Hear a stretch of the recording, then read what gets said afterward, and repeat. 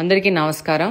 ఈ రోజు ప్రత్యేకంగా సోషల్ మీడియా ప్రతినిధులకు నమస్కారాలు తెలియజేసుకుంటూ అసలు విషయం ఏంటంటే నిన్న 79వ స్వాతంత్ర దినోత్సవ వేడుకలకు గాను కలెక్టరేట్ నుంచి అధికారికంగా కడపలో గెలిచిన ప్రజాప్రతినిధిగా నన్ను నా కుటుంబ సభ్యులని స్వాతంత్ర దినోత్సవ వేడుకలకు గాను అఫీషియల్ గా ఆహ్వానించడం జరిగింది. నాతో పాటు ఇట్లాంటి కార్యక్రమాలకి సమాజంలో ఉన్న పెద్దలు, సోషల్ సర్వీస్ చేస్తున్న వాళ్ళు, విద్యా సంస్థలకు సంబంధించిన అలాగనే వివిధ కులాలు మతాలకు సంబంధించిన పెద్దలు, అలాగనే సీనియర్ సిటిజన్స్ ని ఆహ్వానించడం జరుగుతుంది. అందులో భాగంగా వాళ్ళ ఆహ్వానితుల జాబితాకు సంబంధించిన వాళ్ళకి ఏర్పాట్లు కలెక్టర్ గారు, కలెక్టరేట్ సంబంధించిన అధికారులు చేయడం జరుగుతుంది. అందులో భాగంగా నిన్న స్వాతంత్ర దినోత్సవ వేడుకలకు వెళ్ళింటే అక్కడ అతిథులు కూర్చుండాల్సిన స్థలంలో కూర్చోడానికి అవకాశం లేదు. దాదాపు మొత్తము కలెక్టరేట్ కి సంబంధించిన అధికారులు, పోలీస్ డిపార్ట్మెంట్ కి సంబంధించిన అధికారులు, వాళ్ళ కుటుంబ సభ్యులతో నిండిపోవడం జరిగింది. అలాంటి పరిస్థితిలో అక్కడున్న అధికారుల కుటుంబ సభ్యుల్ని లేపి కూర్చోవడం భావ్యం కాదనిపించింది. అందుకనే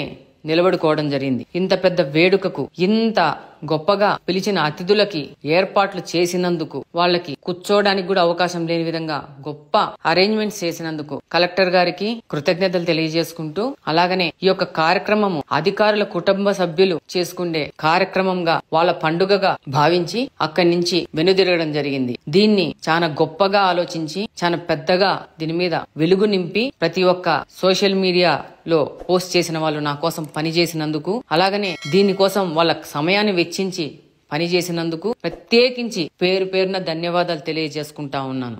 మీ రెట్టప్ప గారి మాధవి.